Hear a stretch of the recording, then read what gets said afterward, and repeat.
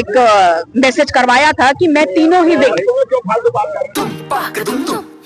अरे श्रीमती जी कुछ तो सस्ता लो, बचत करो। नहीं श्रीमान जी, सब बढ़िया लो, रहने दीजिए। इसमें क्या खास बात है? थोड़े में ज्यादा स्वाद, यही तो है इसकी खास बात। वाह मामा, क्या स्वाद है। अरे मेरे राजा,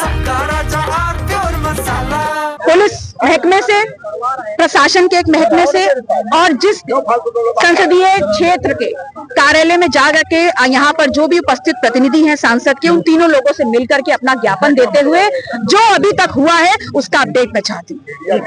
मैम, अभी एक मंत्री की है अंदर जन सुनवाई कर रहे हैं, आपको जाने की परमिशन नहीं मिली, क्या कहेंगे?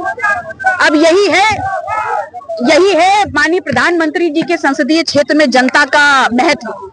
जनता अपनी बात को रखने के लिए खड़ी है और हमको नियम कानून बताए जा रहे हैं, जबकि ये भूल गए हैं कि जो यहाँ ज्ञापन देने आया है वो खुद एक जनप्रतिनिधि है।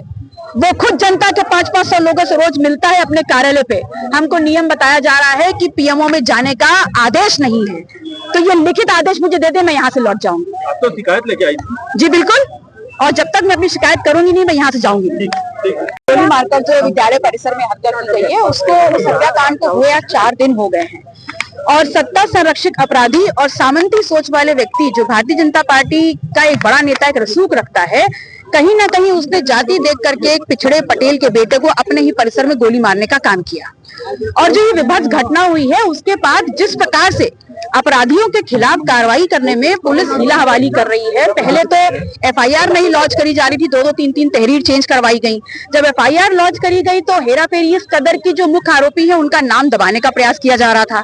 और अब जब किसी एक अपराधी को पकड़ लिया गया तो उसको थाने से जेल तक ले जाने में जिस प्रकार की वीआईपी ट्रीटमेंट और खातिरदारी की जा रही थी, लग रहा था कि जैसे बारात का दूल्हा आया हो। तो इससे जो परिवार है जिनसे मैं मिली हूँ हेमंत पटेल का, वो बहुत ही ज्यादा दुखी है। पूरा समाज और पूरा जो बनारस की जो गलियां है उसमें इस बात की चर्चा है कि जो एक कांड दिन दहाड़े होता है और जिसके साक्ष्य हैं, वहां पर अपराधियों के खिलाफ ठोस कार्रवाई क्यों नहीं हो रही है। हमारे माननीय प्रधानमंत्री जी पहलगांव में बोल रहे हैं कि हमारे जो देश के नागरिक मारे गए हैं उनको बोल रहे हैं कि पर्यटकों का मारा जाना दुख का विषय है। तो सबसे पहले पर्यटक नहीं मारे गए हैं, भारत की जो प्रशासनिक सीमा है उसमें इस देश का नागरिक मारा गया है। तो संदेश तो दूर तक यही जा रहा है ना कि भारत की सीमा के अंदर भी उसका नागरिक सुरक्षित नहीं है, चाहे पहलगांव हो और चाहे बनारस में हेमंत पटेल। तो अन्याय तो दोनों के साथ हुआ है। अगर वहां पर वो कह रहे हैं कि जो दोषी लोग हैं, जो गुनाहगार हैं, उनको शरण दे रहा है पाकिस्तान, तो यहाँ पर जो गुनाहगार हैं उनको शरण दे रही है भारतीय जनता पार्टी। तो न्याय किसका होगा और कैसे होगा? दोनों को न्याय चाहिए। अगर वो आतंकवाद की श्रेणी में आता है तो जाति पूछकर मारना भी आतंकवाद की श्रेणी में आता है।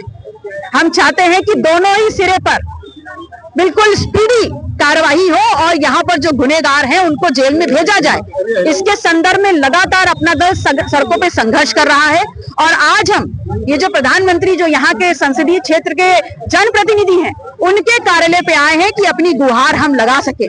और हमारी गुहार के मुख्य बिंदु से इतने हैं कि इस पूरे हत्याकांड में जो लोग आरोपी हैं और जो सूत्रधार भी हैं, विशेष रूप से जो उस विद्यालय के ओनर है, प्रबंधक हैं, क्या उनको सत्ता के रसूख की वजह से छोड़ा जा रहा है? उनके नाम को भी एफआईआर में डालते हुए गिरफ्तारी करके कार्रवाई की जाए। उस स्कूल को जो विद्यालय नहीं रह गया, वहां पर शूट लोगों को मार दिया जाता है, ऐसे विद्यालय को सीज कर दिया जाए, उसकी मान्यता रद्द की जाए।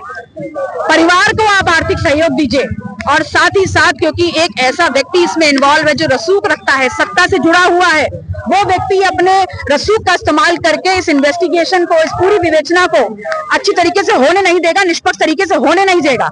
इसलिए हम मांग करते हैं कि एक राजपत्रित अधिकारी के नेतृत्व और निर्देशन में ये पूरी जांच करी जाए ताकि निष्पक्ष निर्णय आ सके और हेमंत के साथ न्याय हो सके। भारतीय जनता पार्टी और उसका सदस्य जो व्यक्ति इस पूरे प्रकरण में इन्वॉल्व है वो उसके साथ अपने संबंध को जाहिर करें, उजागर करें, और अगर संबंध नहीं है या उसको छुपाने का काम करें, पार्टी से निष्कासित करें। अरे श्रीमती जी कुछ तो सस्ता लो, बचत करो। नहीं श्रीमान जी, सब बढ़िया लो, रहने दीजिए। इसमें क्या खास बात है? थोड़े में ज्यादा स्वाद, यही तो है इसकी खास बात। वाह मामा, क्या स्वाद है। अरे मेरे राजा, मसाला